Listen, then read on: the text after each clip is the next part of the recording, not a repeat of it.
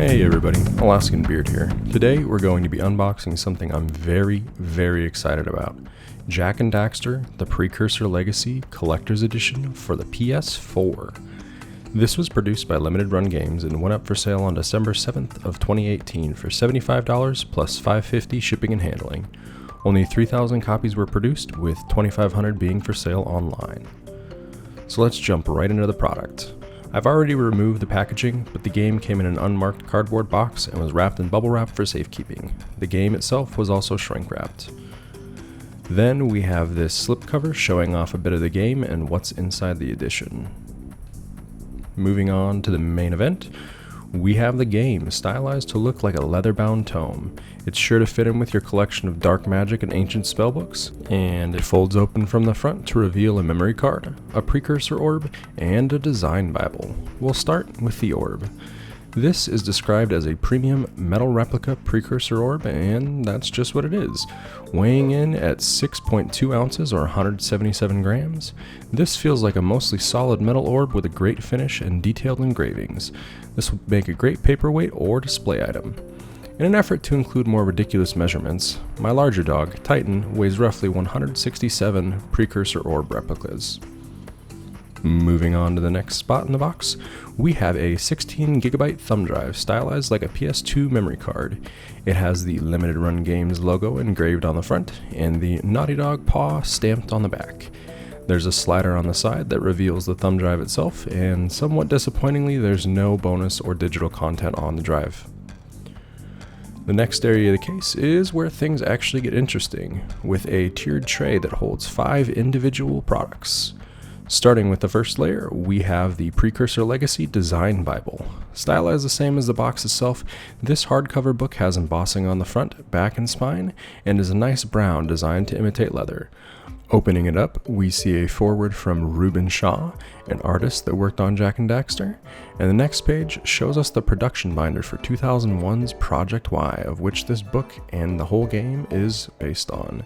Without going into excruciating detail, the book contains artwork, design philosophies, and plots that shaped Jak 1 into the game so many people know and love. After getting through the book, we see a thank you note from Josh Fairhurst, the CEO of Limited Run Games. In this note, he explains that all the pages in the book are scans from actual production binders, and that the content might be a little hard to follow due to the structure of the source material. He also mentions this is the first time that the content has ever been released to the public, which I think is fantastic. The next layer in the case contains the game itself in a standard PS4 case. Opening it up, we see the disc with almost identical stylizing to the original and a manual. Not really a manual, but a fold-out map manual poster thing, much like contained in the original and games like Ratchet & Clank as well around the same time. We can also see there's a reversible cover, with the standard cover replicating the original game and the reverse being a white background with Jak Daxter's silhouettes. Interestingly, this edition of the game is rated E10+ instead of the original E. The game itself is the same up-resed version available for download on PS4, released in 2018. On to the next layer, we have a poster of our heroes on a white background. After doing a little searching, it looks like this might be the same poster that was used for promotional purposes when the original game came out. The second to last layer is an exciting one. This layer has the soundtrack on 2 discs in a single jewel case. The center is hinged, allowing you to access the second disc. The discs each contain 19 tracks, of which 30 were in the game. All the bonus tracks are on the second disc.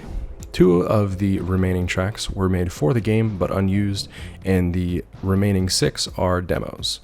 After ripping the tracks in WAV format, the first disc is 452 megabytes and the second disc is 369.